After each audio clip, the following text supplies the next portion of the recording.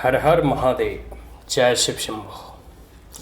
देखिए, आज जो है बुद्ध पूर्णिमा भी है और एक प्रकार से भगवान बुद्ध की आज इस कह सकते हैं कि पावन दिवस पे और एक प्रकार से पूरे के पूरे भारतवर्ष और नेपाल या फिर जहाँ जहाँ भी सनातन संस्कृति या बुद्धिज़्म को मानने वाले लोग हैं उनके लिए आज एक कह सकते हैं कि स्वर्णिम दिन है। ठीक है। और इसके साथ साथ आज काशी में ज्ञानवापी मस्जिद का जो सर्वे था, जो कोर्ट के ऑर्डर्स के अनुसार और अनुरूप जो चल रहा था, वो पूर्ण हुआ। और जैसे ही वहाँ जो भी सर्वे कर रहे थे हिंदू पक्ष और कह सकते हैं कि हिंदू के जो पक्षधर थे, उन्हें जो है एक बहुत ही बड़ा शिवलिंग जो है उस मस्जिद के अंदर और उस एक कुएं हैं जहाँ कह सकते हैं कि मुसलमान लोग जो है वजू करते थे, उसके अंदर पाया गया। तो एक प्रकार से कह सकते हैं कि पूरे के पूरे सनातन संस्कृति को मानने वाले लोगों के लिए एक अच्छा और शुभ दिन है आज। बुद्ध पूर्णिमा का दिन भी है और एक प्रकार से हिंदुओं के लिए भी, हिंदू देवी देवताओं में जो आस्था रखते हैं या फिर जो सनातन संस्कृति के उपासक हैं, उनके लिए एक अच्छा दिन कह सकते हैं। और आने वाले समय में देखते हो, एक राम मंदिर का जो एजिटेशन चला था, ठीक है, बाबरी मस्जिद का डेमोलिशन हुआ था, तो उसके बाद जितने भी हिंदू संगठन थे या जितने भी हिंदू लोग थे, उन्होंने कहा था कि राम अयोध्या में जन्म लिए हैं। और ये कह सकते हैं कि पूरी दुनिया जानती है, पूरा का पूरा रामचरितमानस, चाहे वाल्मीकि का रामायण हो या फिर किन्हीं का भी रामायण हो, ठीक है, महर्षि वाल्मीकि के द्वारा रचित जो रामायण है वही मूलतः जो है संस्कृत में है। और पूरे के पूरे कह सकते हैं महर्षि वाल्मीकि ने ही रामायण का जो है वर्णन किया था, उन्होंने उसकी रचना की थी। उसके बाद जो हम लोग तुलसीदास की रामायण या कई एक रामायण हम लोगों को पढ़ते हैं, तो हर जगह जो है ये सर्वविदित है। और उसके बाद जो है कोर्ट ने भी जो है अयोध्या में उसी कह सकते हैं कि स्थल को राम जन्मभूमि का जो है दर्जा दिया और एक प्रकार से मंदिर बनाने, आप देखो राम मंदिर बन रहा है।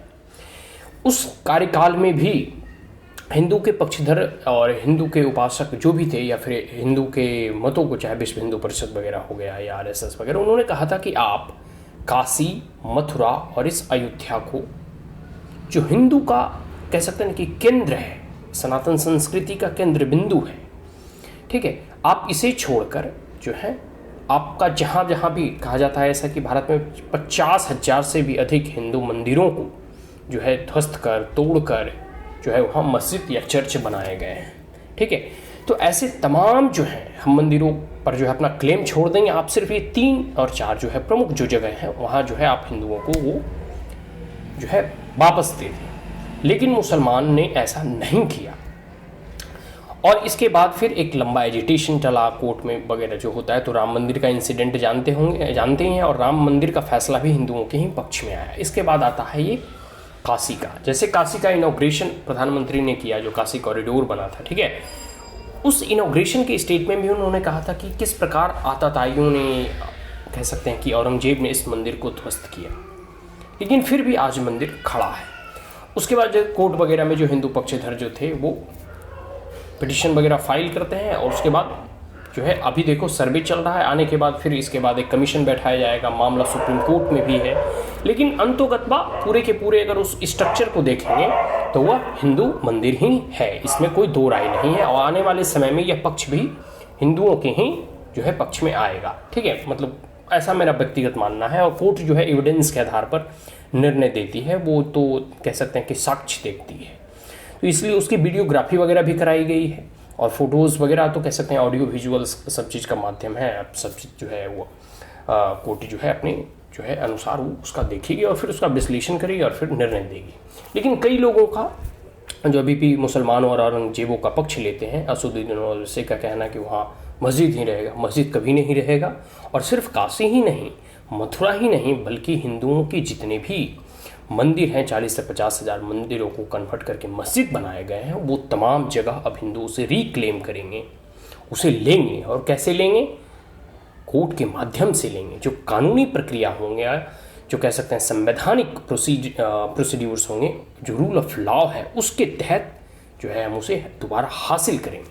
सबसे बड़ी बात है कि 1947 के बाद ही जो है, जैसे जिस प्रकार से जो है सोमनाथ मंदिर का कह सकते रिनोवेशन किया गया या फिर उसे पुनः बनाया गया, ठीक उसी प्रकार जितने भी हिंदू के देवी स्थल थे जो कि इस्लामिक आक्रांताओं के द्वारा ध्वस्त किया गया, नष्ट किया गया, विध्वंस किया गया, ठीक है, उसे पुनः जो है एक कह सकते हैं कि आज़ादी के उपरांत उसे बनाना चाहिए था। लेकिन कांग्रेस की सरकार और कम्युनिस्ट का समर्थन भारत के पूरे कह सकते हैं कि संस्कृति को नष्ट ही करने का प्रयास किया, उसका कह सकते हैं कि जीवित नहीं किया। मुसलमानों को तो पाकिस्तान के तौर पे मिल गया, वहाँ इस्लामिक स्टेट बना लिए, लेकिन हिंदुओं को क्या मिला? क्या हिंदुओं को सांस्कृतिक आज़ादी मिल पाई 1947 के बाद? नहीं। 2014 के बाद से प्रधानमंत्री मोदी और कह सकते हैं कि योगी जी के आने के बाद उत्तर प्रदेश में धीरे धीरे हिंदुओं का रिवाइवल हो रहा है।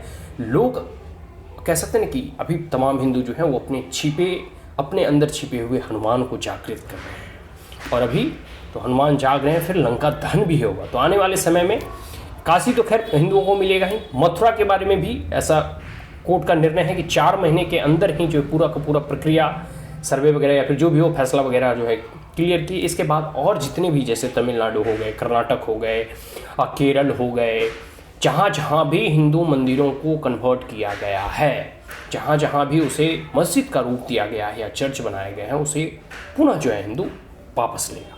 कई की स्टेटमेंट आया था मुफ्ती महबूबा का कि जम्मू कश्मीर की पूर्व सीएम रही हैं कि मोदी जी को या फिर बीजेपी को जो है मस्जिदों के अंदर ही मंदिर दिखाई पड़ता है। तो भाई सारा का सारा डिस्ट्रक्शन भारत के शासकों ने कभी अरब पर आक्रमण नहीं किया, बल्कि इस्लामिक आक्रांताओं ने भारत पर आक्रमण किया और यहाँ के मंदिरों को, यहाँ के स्कूल को, यहाँ विश्वविद्यालय को, जैसे आप कुतुब मीनार चले जाओ वहाँ कई एक साक्ष्य मिल जाएंगे आपको हिंदू जैन मंदिर का, लौ स्तंभ मिल जाएंगे, कई एक मूर्तियाँ मिल जाएंगे। आप लोग नालंदा विश्वविद्यालय देखो, किस प्रकार से बख्तियार खिलजी ने उसे जैन और बुद्ध के कह सकते हैं कि कैसा, वहाँ कहा जाता है कि 6 महीने तक वहाँ की लाइब्रेरी और पुस्तकालय चलते रहा था। तो इस्लामिक आक्रांताओं ने भारत की संस्कृति को, भारत की कह सकते हैं कि मंदिरों को लूटा है, तोड़ा है, इसे विध्वंस किया है और कह सकते हैं कि कई एक सालों तक भारत को गुलाम बनाने का जो है कार्य किया।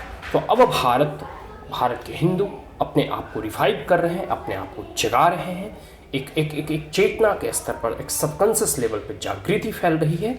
और फिर हम जो भी होगा सांस्कृतिक तौर पे हम अपनी आज़ादी को फिर से क्लेम करेंगे और पुनः जो है भारत एक हिंदू राष्ट्र और पुनः जो है भारत उठ खड़ा होगा, अखंड भारत का स्वरूप लेगा और एक नव भारत का निर्माण होगा। सो आज के लिए इतना ही। जय हिंद, जय माँ भारती और एक बार फिर से हर हर महादेव।